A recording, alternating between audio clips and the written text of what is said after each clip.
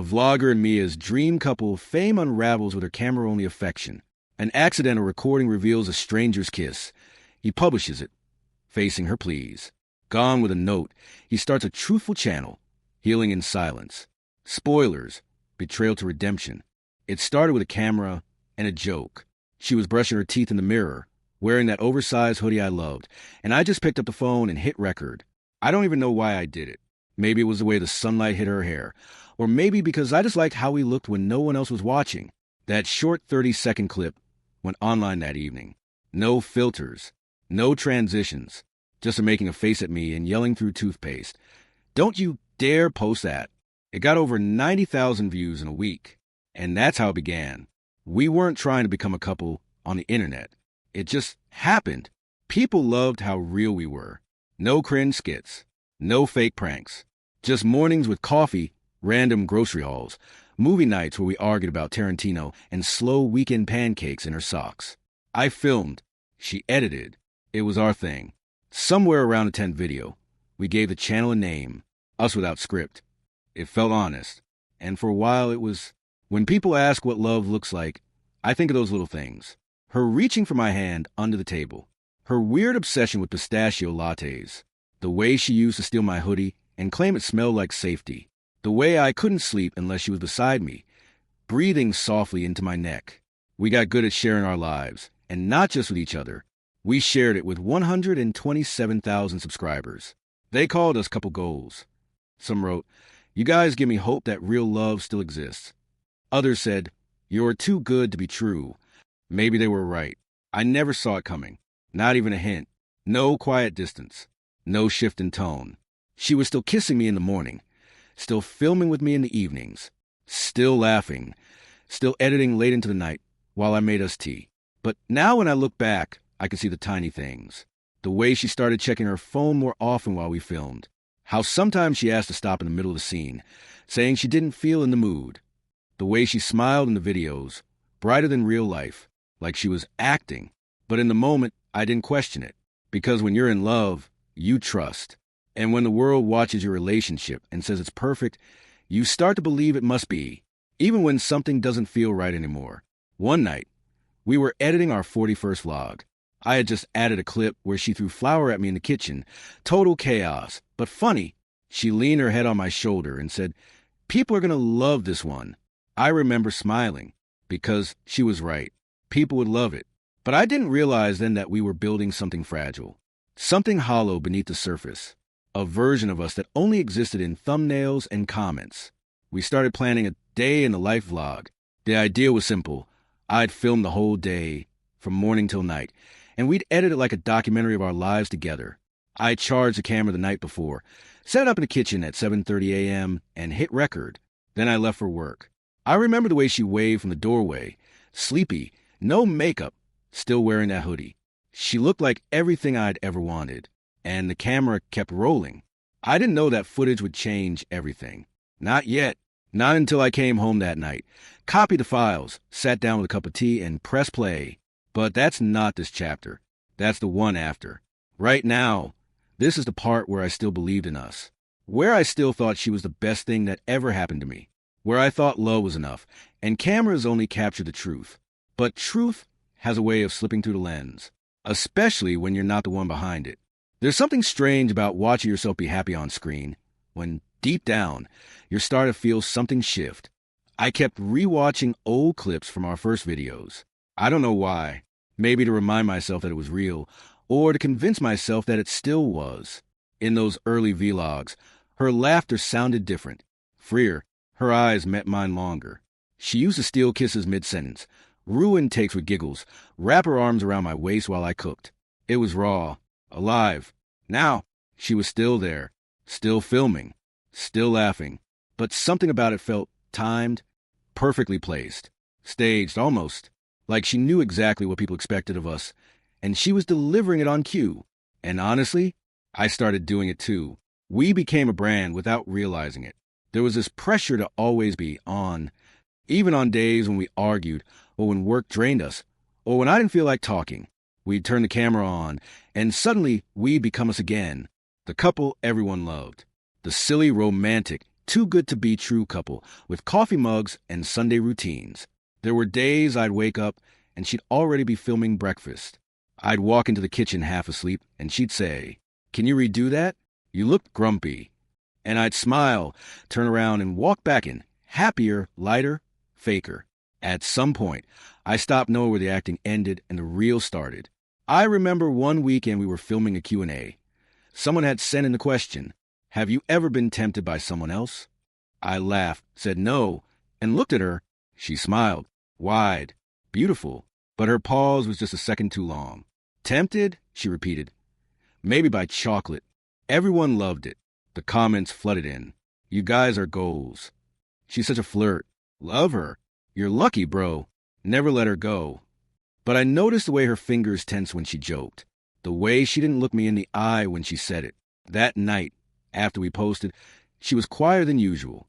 We lay in bed, scrolling through comments side by side, but a mile apart. She kept typing, deleting, typing again.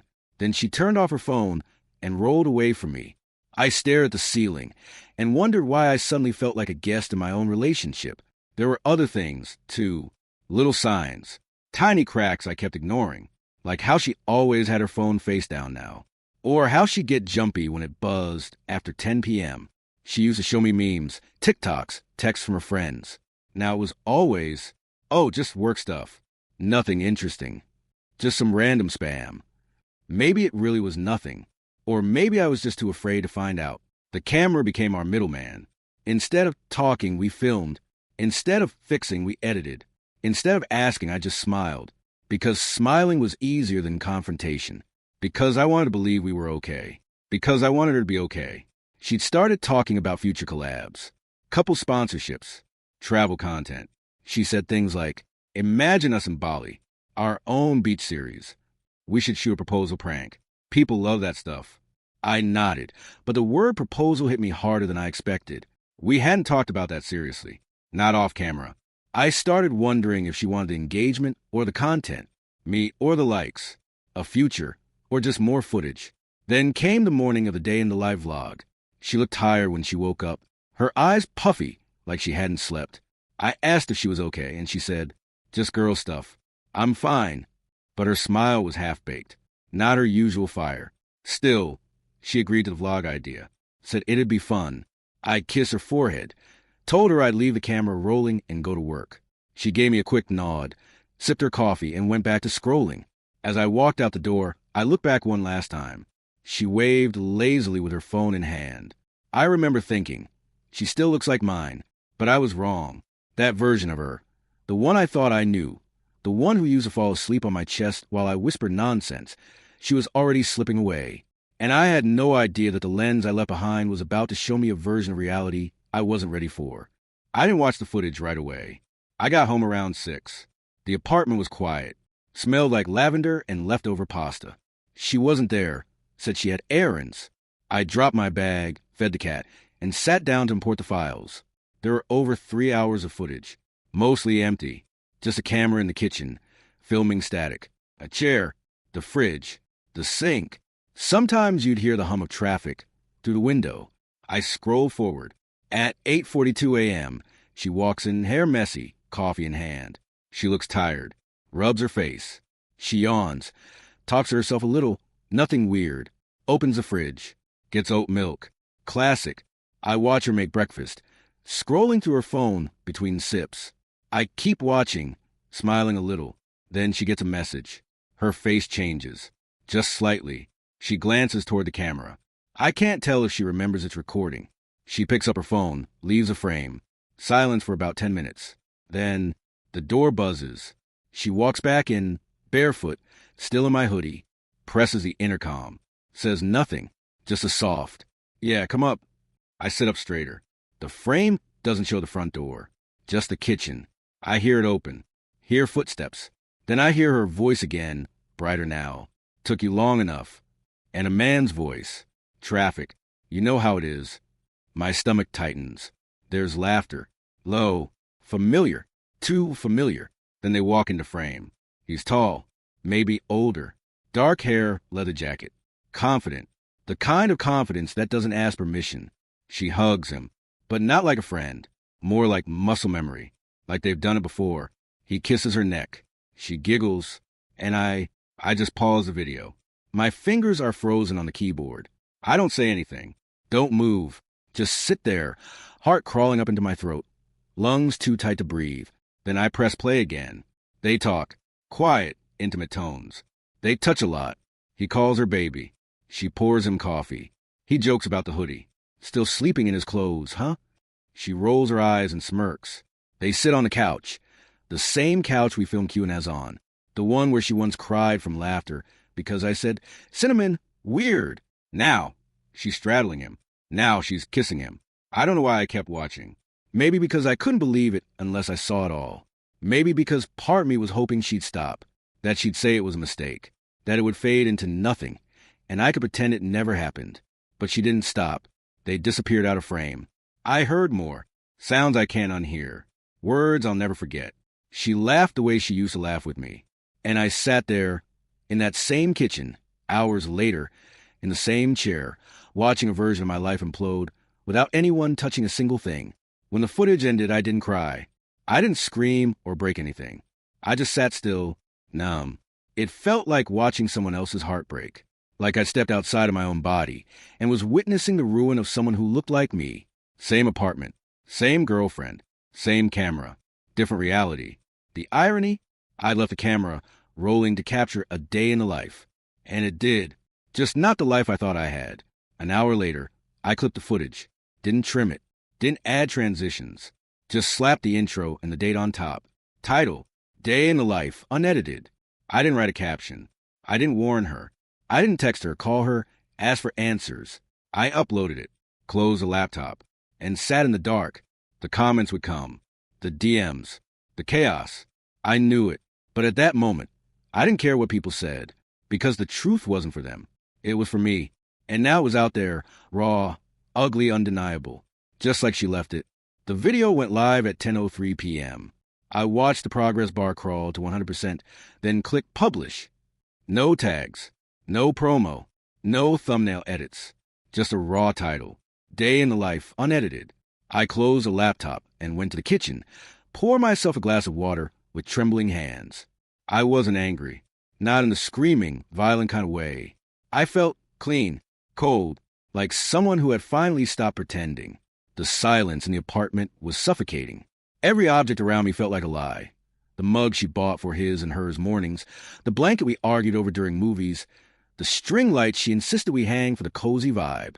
Everything had fingerprints, memories, layers I couldn't wash off. But the upload was live now. The truth wasn't mine alone anymore. By 10:07 p.m., the first comment appeared. Wait, what'd I just watch? Is this real? Then another. What the hell, this isn't a vlog. And another.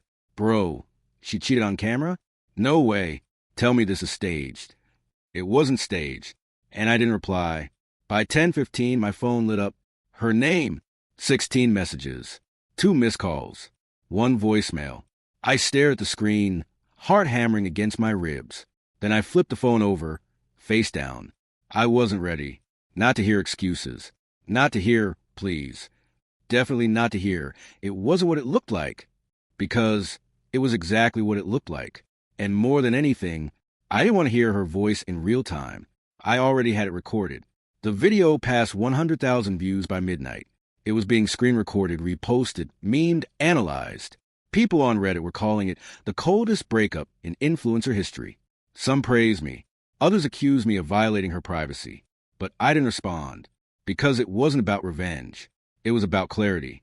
For the first time in months, maybe longer, I wasn't confused. I didn't feel crazy.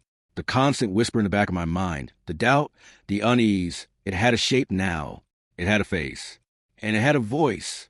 Laughing in my living room with a man I'd never met. She showed up at my door at 1:27 a.m. I watched her through the peephole. Hood up, Mascara Street.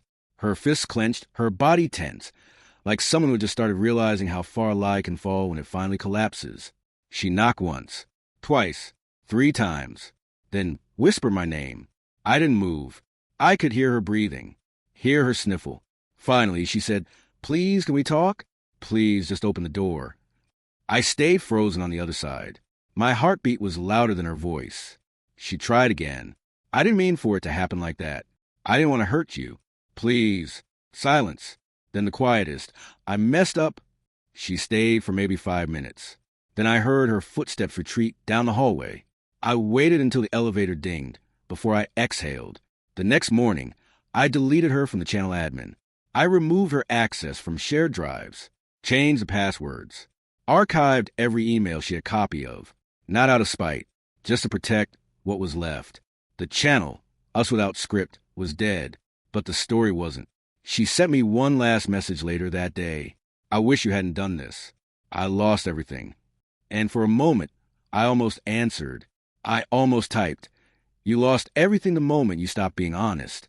But I didn't hit send, because silence sometimes is louder than any reply.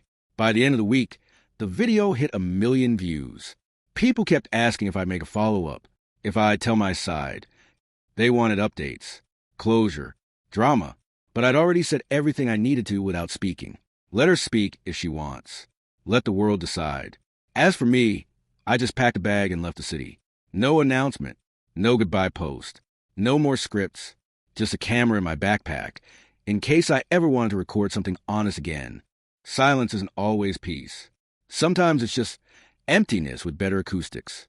The day after I left, I drove 5 hours up the coast. No music, no podcasts, no directions. Just coastline, gas stations, and my own thoughts replaying like broken clips on a loop. Her laugh, his voice, my own breathing while I watched the footage. The moment I pressed upload, all of it ran through my head like a film I didn't audition for. I found a place on a cliff, cheap, kind of ugly but quiet. The Wi-Fi barely worked. The bed squeaked. There were ants in the kitchen, but it didn't matter. I wasn't there for comfort. I was there to stop seeing shadows in my own apartment. The first night, I sat on the floor with a cold sandwich and my phone switched off. I didn't check the video. I didn't check messages. I didn't check her. I just sat. No cameras. No editing. No pretending. Just me. And God, it felt strange. People think heartbreak is loud. They expect screaming, breaking things, dramatic exits. But real heartbreak? It's quiet. It's waking up and forgetting for half a second that everything is different, and then remembering all over again. It's hearing a song you both loved and having to skip it without letting yourself cry. It's pouring 2 cups of coffee by habit, and then staring at the second one like a ghost. A few days in, I walked into town. No one recognized me. No awkward stares. No whispers of, "Isn't it the guy from the cheating video?" I was just another guy in a hoodie, buying black coffee, and trying to remember what it felt like to exist without constant surveillance, digital or emotional. I saw couples everywhere, holding hands, laughing, arguing, kissing, and for once, I didn't envy them. I just hoped they were honest. One night, I took out my camera, not to film, just to hold it, to feel the weight again, to remember that before all of this, I actually loved telling stories, true ones. I looked through the viewfinder and pointed it at the ocean. Waves, dark and endless, crashing into rocks. No script, no plan, just motion and sound. And for a moment, I felt something like peace. Small, fragile, real. I started writing. Not for content, not for posts, just for me. I wrote about what I felt when I saw her with him, about the way betrayal doesn't always come with fireworks. Sometimes it walks in wearing your hoodie. I wrote about silence, about cold coffee, about rebuilding yourself quietly when no one's watching. I didn't know where it would go, but writing it down felt like pulling out a splinter. A week passed, then another. She didn't write again. The channel was still up. I didn't take it down. Let people draw their own conclusions. Let the truth sit there untouched like a scar. I started taking walks. Long ones. No headphones. Just the wind and the rhythm of my shoes on dirt. Sometimes I caught myself smiling. Not at anything in particular. Just at the fact that I could. I wasn't okay. Not fully. There were still nights where I missed her voice, even if it lied. Still mornings where I reached for someone who wasn't there. Still memories I hadn't asked for, replaying in quiet rooms. But the pain wasn't sharp anymore. It dulled like an old bruise. Still there, still sensitive, but no longer bleeding. One night, I wrote a single sentence in my notebook. You don't heal by getting answers. You heal by choosing not to ask anymore. And for the first time, I believed it. It was a Tuesday afternoon, and I had just come back from a long walk along the cliffs. The wind had gotten colder, saltier, like the ocean was trying to peel something off me. I liked it. It felt like it was helping. I kicked off my shoes, made coffee, and opened my laptop out of habit. The Wi-Fi here barely held up to emails, but that day it was strong enough to load YouTube.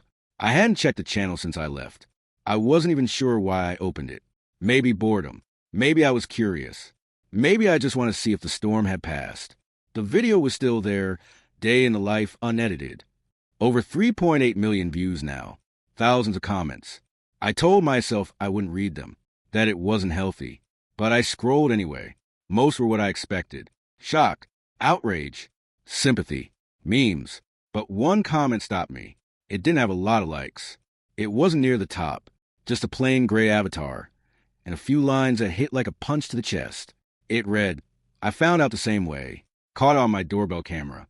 She didn't even flinch when he walked in. Just kissed him like it was routine.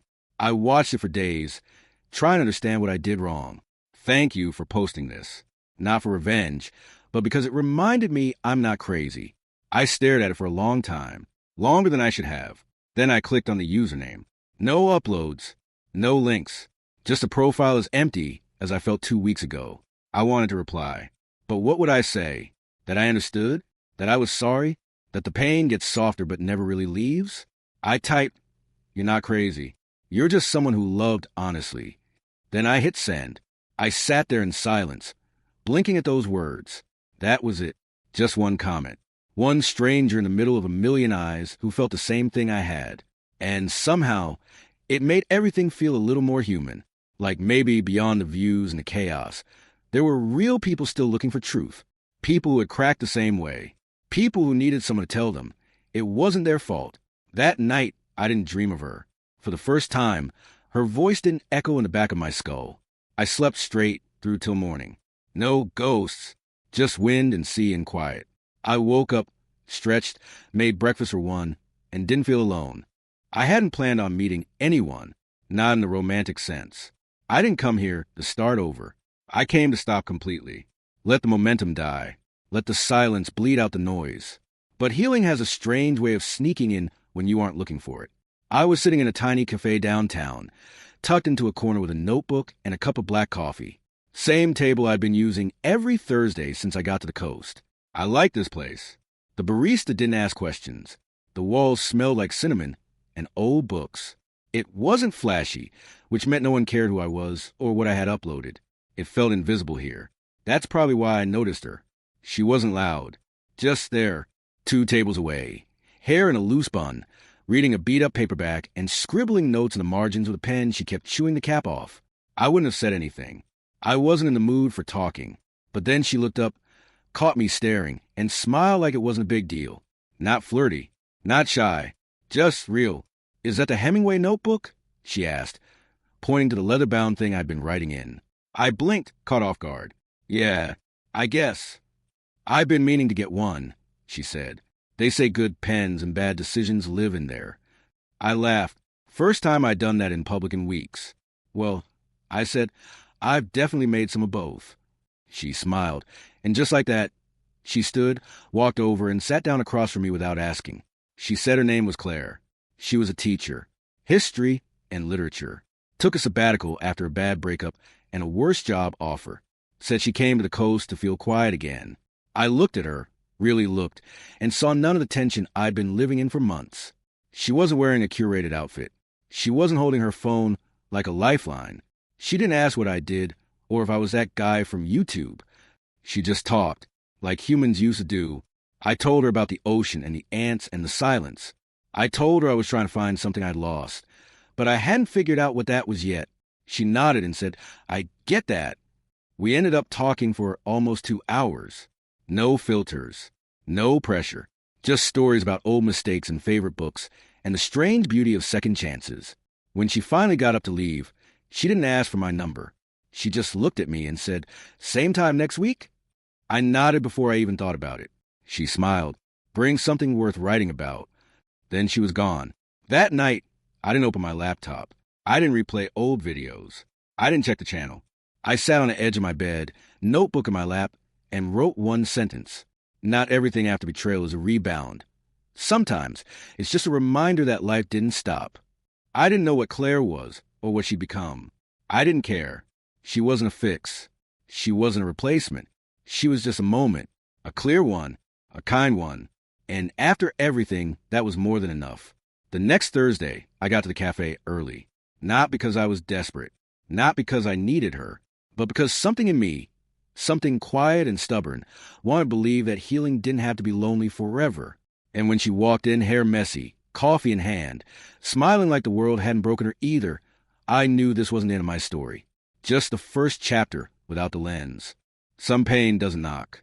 It just shows up, quiet, familiar, like an old friend who doesn't ask if they can stay. It was a Thursday again. The kind I'd grown to like, slow, gray, a little salty from the sea breeze. Claire and I had met for coffee like usual, talked about nothing in particular, laughed. She told me about a student who thought the Cold War happened in Antarctica. I told her I once thought Switzerland was an island until I was 15. We laughed, and for a second the world felt easy. After she left, I wandered through town. No real plan. I walked past bookstores, antique shops, a record store I hadn't noticed before. The door was propped open, and a song was playing inside.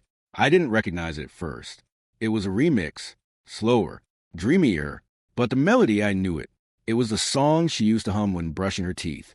The one we danced in the kitchen once, barefoot and stupid, spilling wine everywhere. The song I hadn't heard since before everything cracked. And suddenly, I wasn't in that little town anymore. I was back in our apartment. That awful kitchen light flickering. Her voice off key. My arms around her waist, pulling her close while pasta boiled in the background. And then the moment flipped. The same kitchen, but with him, her legs over his lap, her fingers in his hair. My silence in the hallway. I stepped back out of the store. The song faded behind me like mist. I leaned against a wall and closed my eyes. Just breathed. I wasn't falling apart. Not really. Just remembering. That's the thing no one tells you. Healing doesn't mean forgetting. It means learning how to stand still when the memory rushes in. Let it pass. Don't chase it. Don't drown in it. Just breathe. I didn't text Claire. I didn't want comfort. I just needed air. I walked to the cliffs again. Same path. Same rocks. Same screaming gulls. I sat on my usual bench and wrote. It still hurts sometimes, but not like before. It doesn't take me under. Just pulls at the edges. I looked at the sky. Cloudy. Pale blue bleeding into gray. It looked like her eyes when she was half asleep. And still, I didn't miss her. I missed the version of her I thought I had. The one who danced in the kitchen and laughed at my worst jokes. The version who never existed outside of memory. It's strange. We grieve the ghosts of people more than the people themselves.